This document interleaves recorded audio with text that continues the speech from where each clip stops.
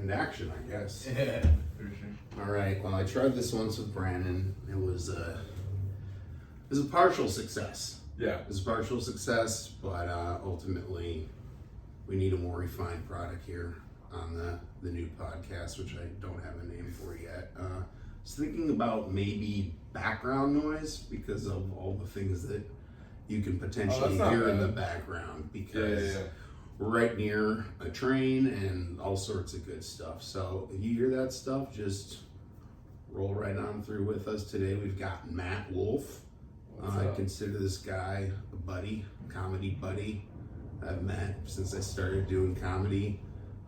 He had the honor and privilege recently of getting to open for the one and only Tom Green. So I know for a lot of Gen Z comics that means nothing. To people who are 40, it's pretty cool.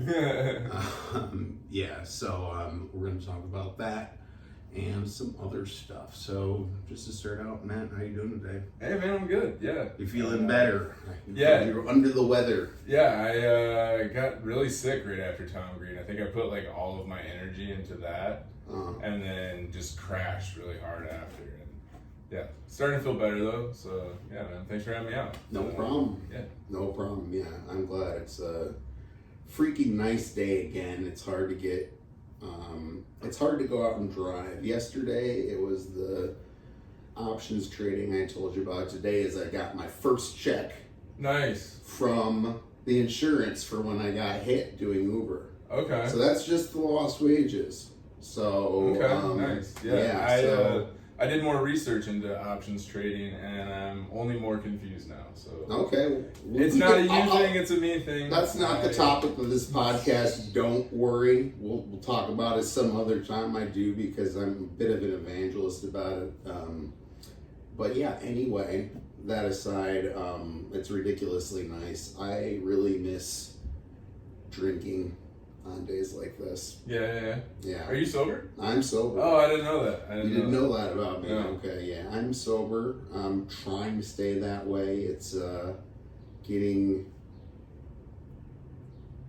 somewhat difficult. Oh, really? Because it's like I've been in for a while. Yeah. And you kind of say like, hey, I've got control. Right. Why not? And you're so convinced that, you'll just backslide so hard if you do it. So no, I get it. I mean, when I got hurt in the Army, I was like way overprescribed on painkillers and stuff. And you think everything's fine, and then like you're like, oh wait, I think I got a problem. Yeah. No, that's tough, man. Yeah. But I agree. It's nice to have a good day to go out and have a beer, but don't do that. What's funny? I think of the taste of alcohol now. Yeah. And beer doesn't sound that, like, a lot of beers don't sound that great. There are a few beers that do sound good. Okay. I won't lie. They're always like the Belgians or the double IPAs. Oh, triples, yeah. Okay. So it's like drinking, borderline heavy alcohol. Yeah, for sure. But yeah, no, probably shouldn't talk about it. I gotcha.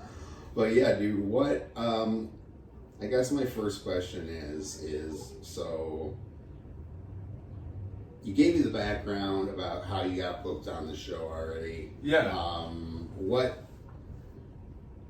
How did you feel right after you found that out, knowing who it was, and what is your own personal experience like with Tom Green's comedy and work and stuff like that? Okay, yeah. It's the process just it was kind of a random, like, I had a good set at Detroit to LA, and then they hit me up and were like, hey, Tom Green's gonna be here, do you want to open for him? I didn't move on from the semis to the finals, which I was like, I don't know what just happened. Like, I definitely, I had a great set, but everyone else did well too, so whatever. Right. Do people vote in the semis, or judges only vote in the semis? So there's 10 comedians, 5 move on, 3 are judges' votes and 2 are crowd vote. So like I knew I wasn't getting the crowd vote, and so because there's just those people who've got like a following. Don't you kind of dude? Don't you kind of hate that when you just that they already have like this, who just ride on their popularity in personal life? It's just crazy to me because like I'm almost 4 years in now, and I've been trying like multiple times a week for the last 4 years to build a following, and I'm like starting to get some traction where like I've got like Instagram followers that I don't mean like a following like that. I mean like you naturally have followers, like you're a hairdresser who knows everybody. Well, that's my point, is that like these people in real life like have such a network already, and then that they're still willing to come and see them do comedy over and over. They must be great friends. I'm definitely going to be putting a sign up in my back seat. Advertising the New Way open mic. You definitely should be doing that. That's brilliant. Get people up there. You know, will Paulie give me any of that? No, I don't think so. That's okay. We love you. But yeah, after Detroit to LA the semis, I went to Gratiot Pub because I was like, I gotta get out of here. I gotta go, you know, whatever. And that's when I got a text message that same night offering me the spot. And I was like, nice. Holy shit, like this is wild. So were you like, was Tom Green big for you growing up? Massively, yeah. Massively. Like, I remember like laying in bed watching the Tom Green show. Okay, so like you remember watching it back when there was like Slutmobile. Yeah, dude, like Pizza Cutter or Undercutters. The Undercutters is my favorite. I wanted to get a shirt made up that said Undercutters to wear to the show, but I didn't like go all out like that. But I fucking love that skit. Yeah, that is that's classic. Oh, the soccer one. I don't remember. Uh-oh. Where he plays that song like, I want to live in America. Oh, yeah. And he's like, goes into the kids' soccer game. Yeah. But yeah, no, there's, it was just so insane. And then like, you know, there's like just kind of the weird circles he found himself in too. Like Drew Barrymore, he married Drew Barrymore, which actually makes a ton of sense because she's such a goofball herself. Right. And, you know, he was hanging out doing stuff with Monica Lewinsky, helping her sell purses. Yeah. And he did Celebrity Apprentice, which he told the story about, and what I kind of left thinking is, you know, I didn't do like the meet and greet thing or anything like that, but I wish I kind of had, it's not really a time or a place, but I mean, if I had more time for an answer, I'd ask the question like,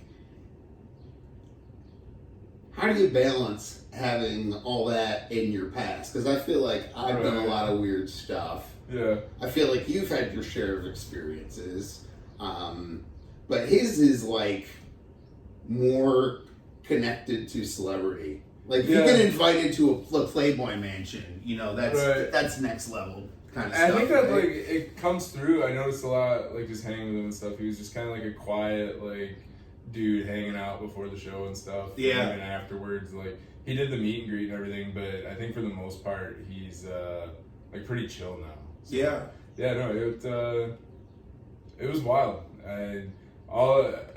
The whole time when I started doing comedy, I was like, I just want to get booked at the Comedy Castle to be like a paid comedian there. And if I get that, then I know I'm like, you know, this is a legit thing I can do. Right. And now I just got to figure out how to like string it together. Right. So I don't know. It none of it makes any sense, but it's cool. So yeah.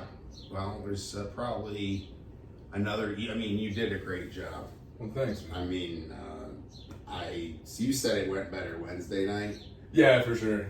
I thought you did a great job on Tuesday night. And I think probably what happened Wednesday night is you just kind of smoothed out that first part of your set a little. Yeah, I didn't really think about it, but like when I first walked on stage, there was so much commotion in the room with like people still getting seated. Like someone at the front row was. Now, was it like that on Wednesday? Yeah, it was the same thing. Okay, but I didn't really think about it. You weren't prepared for it. Yeah. And now Wednesday you were prepared for that. Right. So I knew to just like ignore it. Yeah. And, you know. I actually thought it looked kind of cool seeing the people still coming in with you, or you had a confidence about you. So I thought that looked really cool. Wish I had gotten a photograph or something. Oh, but, thanks. Anyway, so yeah, that's incredible to me. But yeah, I think it's bad to meet somebody like. I don't want to gush over somebody. Yeah.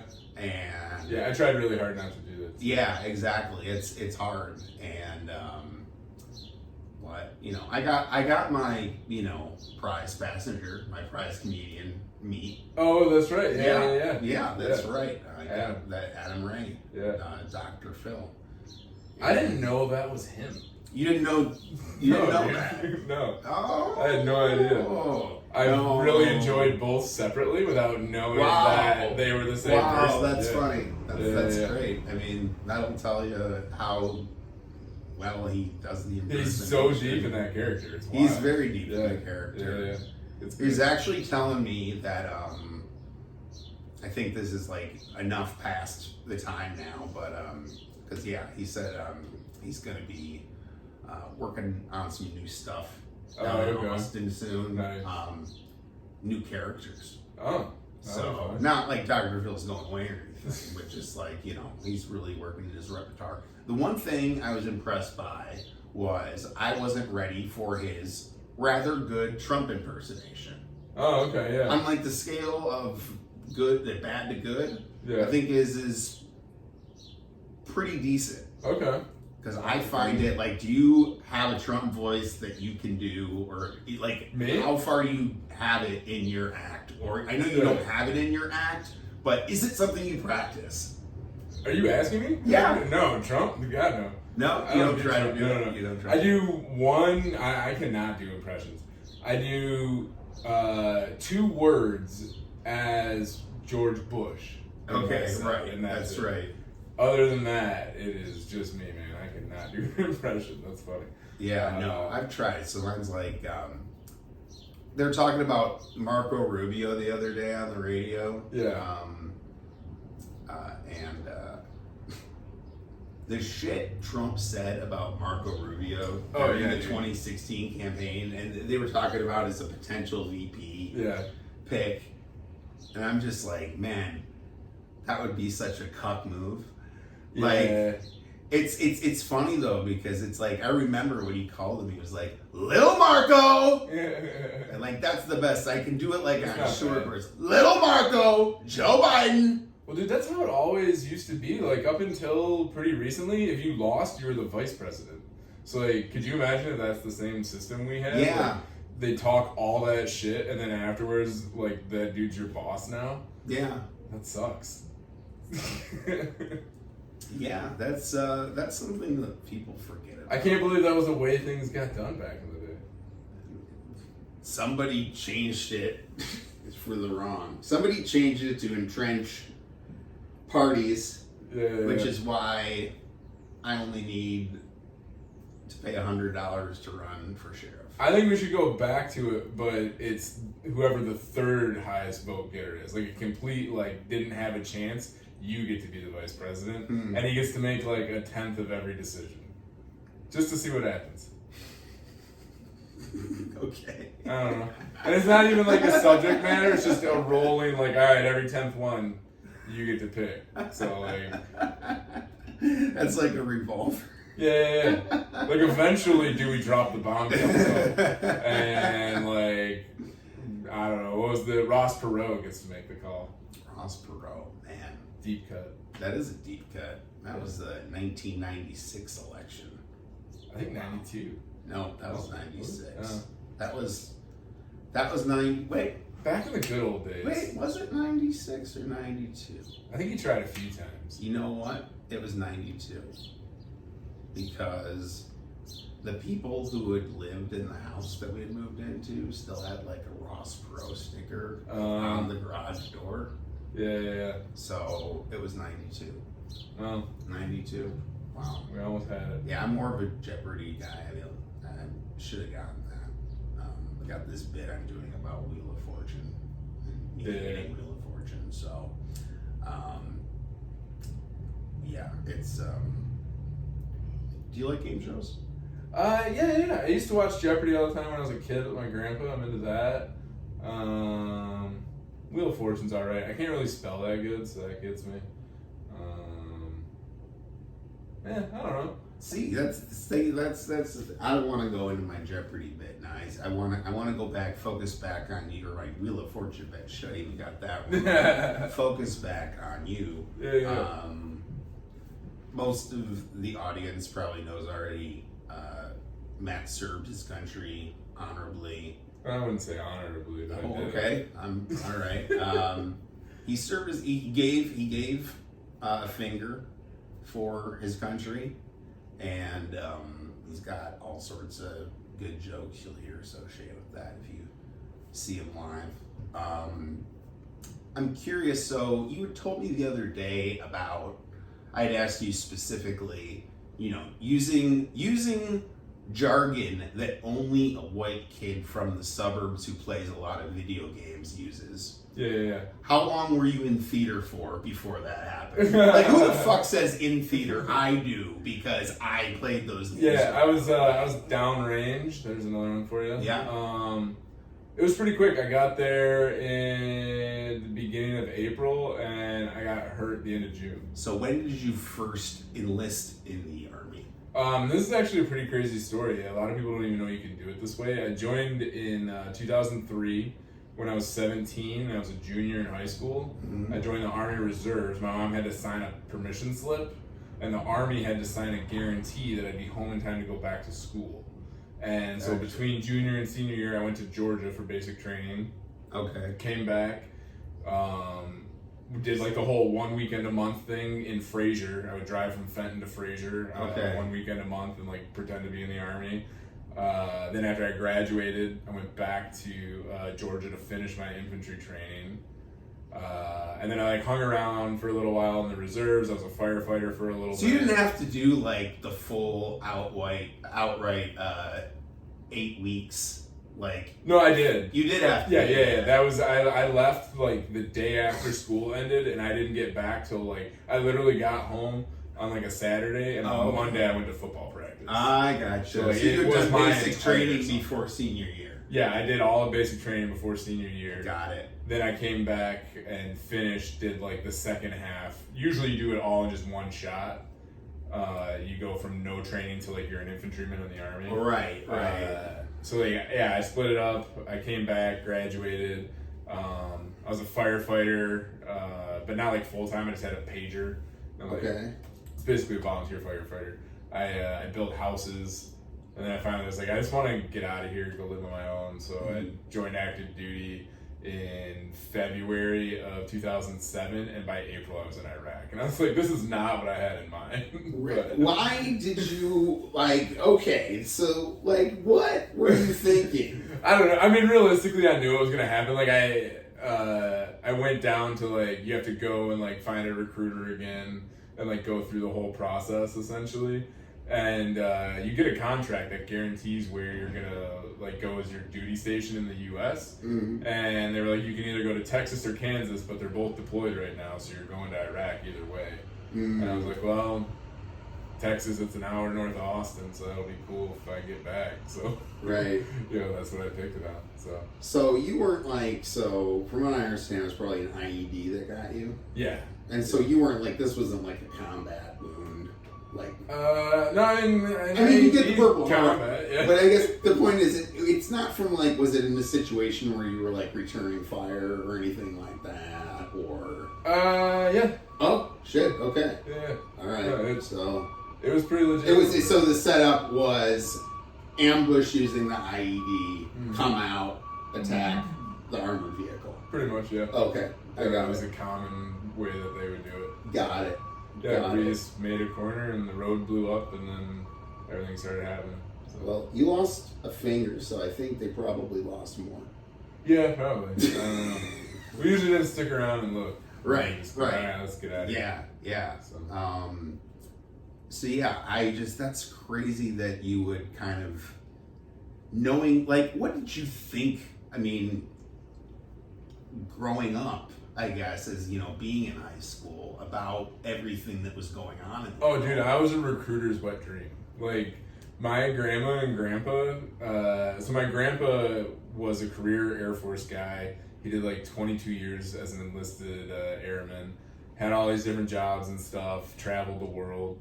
And I grew up without a dad, so like every Saturday, my mom, she'd be at work, and I would hang out with my grandparents and would just listen to them tell stories about the military. So from like the youngest time, and then like I got a hold, because like obviously this was back in the 90s, like there were some books about like Army Rangers and Green Berets and stuff. I was like, I want to do that, That's what I told a recruiter I wanted to do. Yeah. But the thing is, in my mind, I just wanted to kill bad people. I didn't realize how fit I would have to be to do that. Yeah, no, I had just like no real like direction or guidance. Like my family is all very like blue collar. No one went to college or anything, so like Right. there was no like, as long as the school wasn't hassling my family, no one was hassling me. So like I did just well enough that like no one bothered me. I flew very under the radar in school. Gotcha. And just made sure I could play sports year round. All right. Yeah. So yeah, for whatever reason, I was just very drawn to the military, and yeah, man. You already knew your NATO phonetic alphabet going in. For sure. Yeah. No, I was. I still miss them. I forget what Y is. Yankee. Dumb shit. Yankee Doodle. Dumb shit. I'm such a dumb shit. I was like doing this earlier, and I know Yeah. X is X-ray. Sure is. Yeah. Yeah, I thought, I do that. It's funny. I'll try and do that using, I know most of them. Yeah. I fail on a few of them sometimes. It's always, and I'm forgetting, but I know it's November. Yeah. But yeah, I try doing that sometimes with people on the phone, Okay. just to be like clear about what letter I'm reading out, Yeah, and they yeah. still like don't understand what I'm Right. trying to do. Yeah. So That's funny. that's frustrating to me. So yeah, you got in, and you got hurt, and you got out. Yeah. So again, was regardless of your grandparents' influence on you, Sure. what was your awareness of like the global situation? Oh, well, yeah. Like, So 'cause this you knew was. they were in Iraq. So Well, you yeah, this obviously was- knew that. I enlisted in January of 2003, so it was actually right before the invasion. Okay. We had gone to Afghanistan, and dude, I was one of those, like, when the towers came down, I was like, line up, who's getting it? You know what I mean? Like, I was 16, I think. Like, Yeah. Dude, I was ready to go then, you know? I Because this was also, like, there was no internet or anything back then, so, like, my worldview was minuscule. So, that's like, right. So you're 16. yeah. And there's no internet, so I mean, there was, but it's not like today, you know? It's interesting because like I was on the internet starting in like 1998. I got high speed internet, Yeah. so I was already like jacked in. Oh, no, You know, by the time I was 19, I was just trying to sext with girls from high school. I That's all I gotcha. was doing on the internet. I gotcha. Very No. slow porn downloads, like that was it. So No. I was not doing like global politic research. I was just Okay. like, all right, who's getting their ass kicked? But so And yeah, Iraq not being Osama bin Laden, right. how did you feel about that? To me, it was. I mean, this was a very like dumb hillbilly white kid way to look at it, but I was like, they hate us because they ain't us. We gotta fight them over there. They're gonna come here. Kind of like, I really bought into all of that like global war on terror bullshit. Like they were just spoon feeding it to me, and I was like, yeah, all that makes sense. And looking back now, it is wild. Like one of my professors in law school was Senator Levin, who was the longest serving U.S. senator from Michigan. Yeah. And he was on the, I think he might have been the Armed chair Services. of House- the, or the Senate Armed Services yeah, Committee. Yeah. one of the ones that had like access to like committee level classified docs that Right. were not. This is Carl Levin he's talking about, the late Senator Carl Levin, right? Or are you talking about? I thought it was Sandra Levin. I don't remember. Well, Sandra Levin was a congressman, so if it's a It congressman, was whoever the senator was. Then Carl. I can't Carl, remember. but he was. Yeah. Carl was We just always call him Senator. high-ranking member of that committee. It's very interesting. Also, very pro-Israel vote. Yeah. As well. Yeah. So that's interesting. But it tie just in there. He gave a talk one time about some topic. It was something about like government oversight, classified information, things like that, and basically laid out a lot of the now declassified documents that show how we were like lied into Iraq and everything. Right. So like, I feel like I was tricked and kind of sent for whatever gains were got Right. at the top. Right. And all in all, I'd do it again probably. I mean, I think it's Things are fair working to out for say. me. I think it's fair to say that at least the impression I get that Iraq is better today than it was when Saddam Hussein was in power. Yeah, I mean, I have no idea, man. But I spent such a little amount of time there, and I've met people from Iraq since then and everything. A lot of it depends on so much of like your tribe, your status in that tribe, where you live in Iraq and everything. Like, if you're a Kurd in Iraq, things might be a little better right now. If you're Sunni, things probably aren't as great as they used to be. I don't know, man. I'm glad I live here. you're glad you live here. Have you been other places other than Germany? Nothing that kind. I've been to Mexico, like, to Okay. resorts. Okay. I'm going to London this summer. You're Like, going to London this summer. yeah, I try to travel, but I mean, You're going by yourself? no, I'm going to a fiance. Oh, that's right. You have a girl in your life. I do. don't see her around. It's like it's hard for me to process. No, she doesn't come to most of the stuff I do unless she was at Tom Green. Right. Yeah. That's a big deal. Yeah, she skips New Way and those Well, things. obviously, I wouldn't torture somebody like that. Yeah. But no, I guess what I meant, like, yeah, I don't know. No, I'm cool with you talking about it. Yeah, no, I was curious about all that, just how you found yourself there, and I'm glad you shared, like, how you found yourself there, feel about it now, helps me gain a new perspective for sure. Yeah, I don't know. I just try to remind myself I made that decision as a 17-year-old and then a 21-year-old almost 20 years ago now. So you're 39, right? 38. 38. Okay, So, I gotcha. yeah, I mean, it's fine.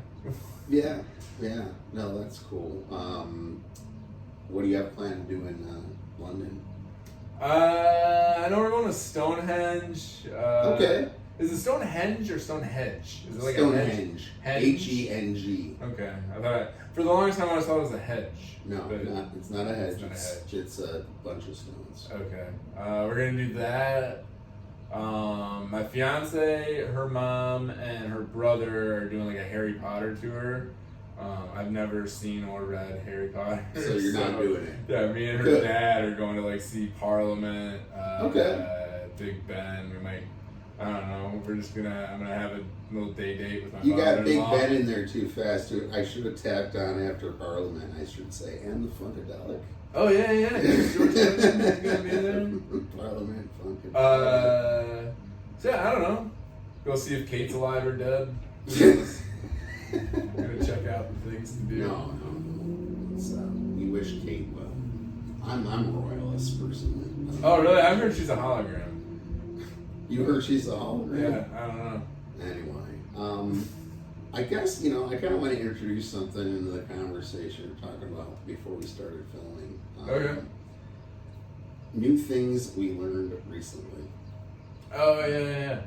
And what's kind of been like, what the heck? But so I took that as a little factoid. I gotta go to the little factoid. The 10th president of the United States, John Tyler, Okay. up until 2 years ago, So it's less cool because I just found out that he died. He had a still living grandson. That, like, of his lineage. Yeah, his kid's kid was still alive. The 10th president of the United States. So he was in office 1790, I think. Okay. So there was a dude walking around that was like, my grandpa was president in 1790. What about were there great-grandchildren? I would Does the assume. line extend? I would assume so, yeah. He had a kid when he was like 72, and that kid had a kid when he was like 70, and then that kid was like 70. So they're all old as hell. But Yeah. that's so gross. A 71-year-old when you're in 1790, even if it is the president, hygiene just wasn't the thing. Yeah, You know what I mean? I don't know what that speaks to, just his own health. Maybe he was the most hygienic guy. I didn't think about it that way, yeah. That dude must have been in incredible shape. Now that I think about it. Man. Clean as fuck. Yeah. Still getting it done at 71? Yeah. I should Ain't respect nobody President dope as Tyler a little him. more. Yeah. I've been talking Seriously. shit. It's funny. It's like thinking ain't nobody dope as me. You know that song? Yeah, So yeah, fresh, so clean. Yeah. I remember. I felt the first time I ever went overseas. I was coming back. I went to England. Okay. I was coming back, and I remember had like my little headphones on, watching the video, drinking my gin and tonic, and Yeah.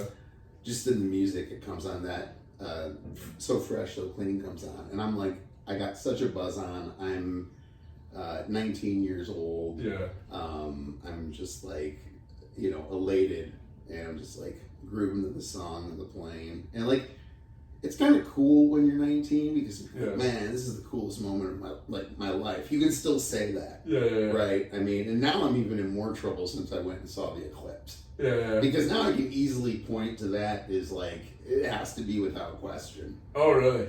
Yeah, because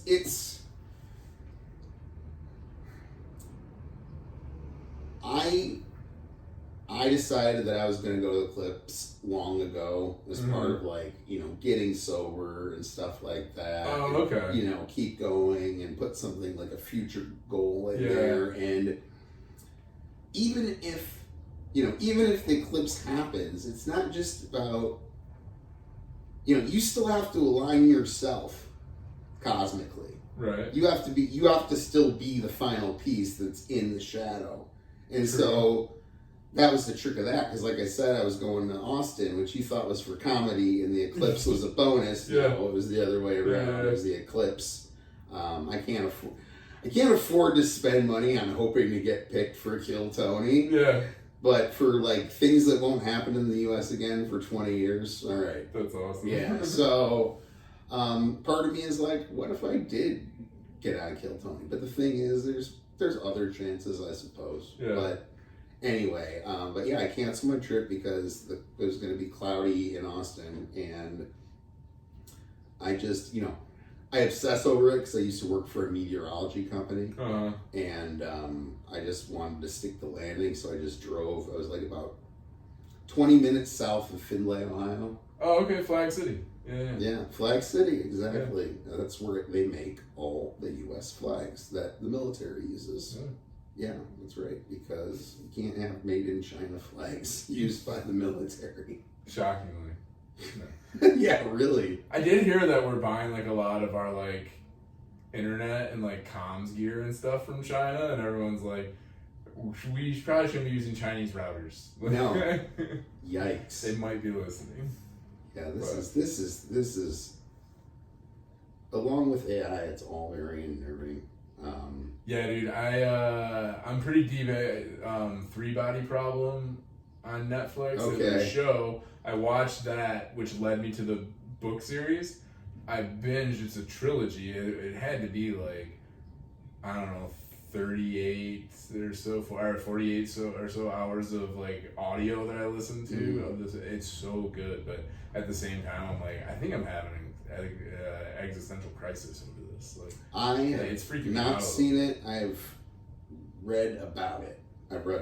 My new theory is that Earth is like a spot on like essentially like a spider web. You know what I mean? Like we're on that level. Like if you zoom in on a spider web, you'll find like a little corner of it. Yeah. And like zoom out far enough, that's what Earth is, and that there's some civilization up at this level up there that like we can't even see, and they barely even notice us. Right. It's weird. I was learning about it showed up in my YouTube recommendations a while back. I guarantee you it's going to show up again now that we're talking about it.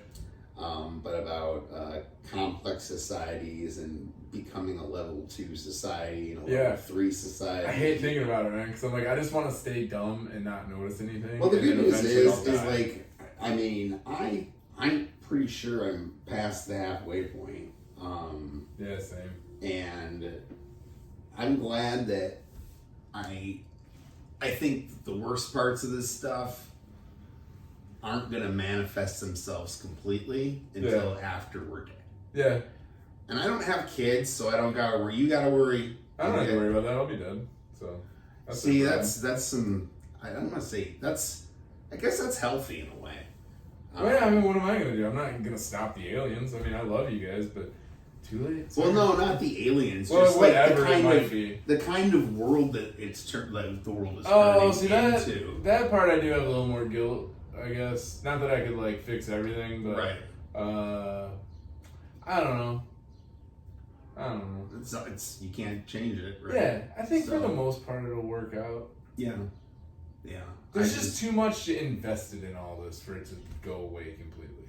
It'll change, but I don't think things are really gonna like. Do you plan on going to see Civil War? Have you heard about that movie? No. It's like shot from a journalist's perspective. Kirsten Dunst is in it. It's about like a hypothetical Civil War. Yeah. I'm way into that. I really do like the idea of like I've read a few almost like The Road and stuff like Fall of America. Like it's 6 like nation states trying to put it back together and stuff like that. Stuff intrigues me, but realistically, if that happens, I'm killing myself and getting out. You're killing. Yeah, that's. It's kind of like if the world was nuked and you survived. Yeah, I don't know. I don't want to deal with that shit. I'm single. I don't know. I might become a warlord. I might be like that ordinary Uber driver in real life who raises a nation of people. I could see you we'd be like, how did he have a flag ready to go? That's crazy. You're like, what? He's good at Photoshop. He's a comedian. Shit. That's great, man. That's fucking great. No. My tidbit is all these people, we're so many months into the Israel-Hamas conflict now. And people are like, ceasefire now. And obviously, that's not going to happen. Yeah. And they keep saying the U.S. needs to do more, which I don't understand. Which I guess maybe not sell them bombs, but they overlook the fact that the bombs that we do sell, a lot of them are the more precision ones, right? That are used to avoid civilian casualties. So it's all really complicated from that regard. But it's a beef Israel won't let go, and it's not just a beef Israel won't let go. It's a beef that Benjamin Netanyahu won't let go, and the reason is so. This is what you should know about Benjamin Netanyahu that you probably didn't know, is that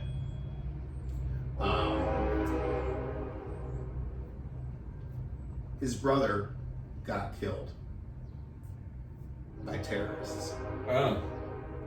Recently, or was this like a long time ago? Long ago.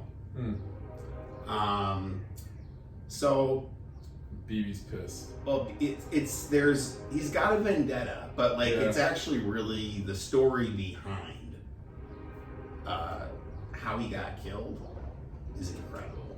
As he was actually special forces, Israeli special forces, and sometime back in the 60s or 70s, I forget which, these people hijacked a plane. Full of Jewish people, and took it to Uganda. And they had they were given safe haven by the terrorists. Were given safe haven to like hold the hostages there. What group? What terrorist group? Well, they were like. So I know a few of them were members of what's called the Rote Armee faction, and I only remember that because I have a degree in German. But this was other. This was there was another group involved though. Okay. That was more like a Palestinian group. It was like some Palestinians plus like some socialist Germans. So that's a weird hang, but okay. Yeah, Sorry to interrupt. no, it's cool. It's cool. So they got this plane. They took it to Uganda. Mm-hmm. They're like trying to get something from Israel, like release the people. Israel fills up a plane of special forces. Oh yeah, I think I heard about this. Flies at night into Uganda, into the airport, lights off. Yeah. They got like a fancy limo, so it looked like it was, they were escorting a dignitary off the back of the plane. Okay. And Israel just went ham. Yeah. They released all but one of I think they killed one hostage and one like was in the hospital already or something, and they killed her or something. They released all the hostages, but the only member. Also, they destroyed the entire Ugandan Air Force just while they're there. Just like it was probably fuck you guys. A couple planes though. No, it was like probably a couple dozen. It's like it's two dudes with kites. No, I mean, we got them. No, it's yeah, you wish, but no. Surprised that they did have an Air Force. I don't know what they have today, but anyway. But the lone person who died in that was Yoni, aka Jonathan. Yeah. So